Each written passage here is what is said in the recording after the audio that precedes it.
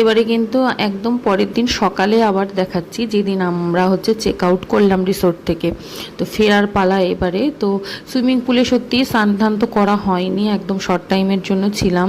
তো যাই হোক, একটু আবার রিসোর্টটাকে একটু ভালো মতো হচ্ছে ক্যামেরা বন্দি করে নিলাম। তো যাই হোক, এই যে ঝিলিক দেখো গিয়ে দাঁড়িয়েছিল, ওর খুব স্নান করার ইচ্ছে ছিল, কিন্তু যাই হোক হলো না। নেক্সট টাইম গেলে আবার হবে সব কিছু।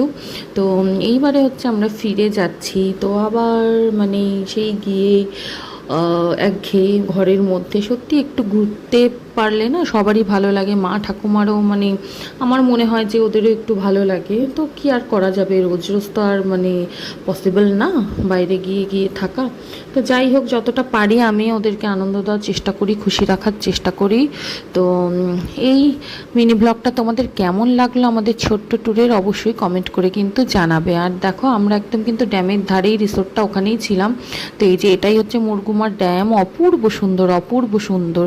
আর আমার অযোধ্যার ওই ড্যামের থেকে কিন্তু আমার অল টাইম এই মুরগুমা ড্যামটা আমার বেশি ভালো লাগে, এই প্লেসটা। তো যাই হোক বন্ধুরা, তোমরা সবাই ভালো থেকো।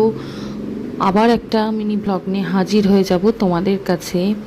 তো এই আর কি, ভালো থেকো, সবাইকে ভালো রেখো।